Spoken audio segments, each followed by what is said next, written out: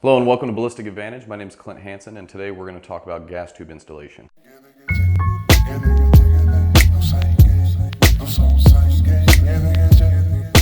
It's pretty simple for most people, but it can throw you for a loop from time to time. So I do want to go over it with you guys. First thing you're going to do, it's kind of gross if you have an air hose, use that. But to make sure this thing isn't clogged or anything, totally possible. I've run into that before. I just go ahead and give it a little blow on the end. We're good to go. It's free and clear. So now I'm going to go ahead and install it. You got a big turn here, so you want to use that to your advantage when you're trying to fish it around this FSB. But be mindful of where the hole is that corresponds with the gas port on the barrel, because I have seen it. I've seen people put these in upside down. It's very difficult to do, but I've seen it, I swear to God. So make sure you don't do that. So what I'm going to do is I'm going to stick it in the corresponding hole of the delta ring.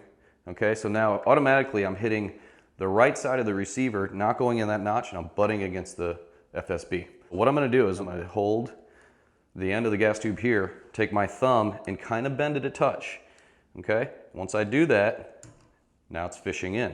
Now I want to keep my hand here because I don't want to grind this gas tube across the FSB. Now granted, for all you guys that are hardcore and you're going to get your gun dirty and dinged up, I get that. But when you're building it, a lot of people have pride in what they do. They don't want to scar it up before they actually get to shoot it. So that's why I'm saying it. And then you're just fishing in the rest of the way. I'm turning it, making sure that angle comes down. That's the proper way to do it. Now I'm going to insert it into the corresponding hole of the front FSB. Now that went in pretty easy.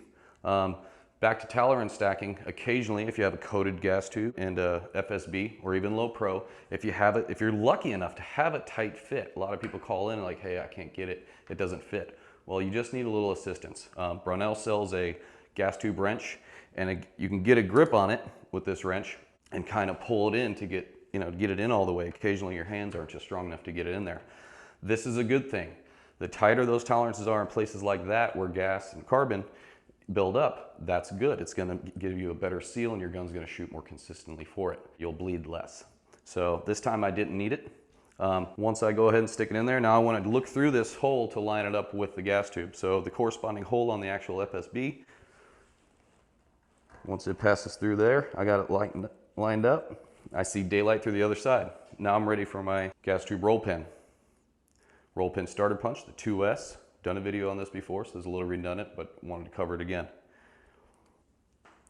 Big rule of thumb of mine, if you've seen any other videos, I don't like to stand out here and bang on the barrel, do any work on it if I can brace it. If I'm not in the way, I can put my body against it, I do. So in this case,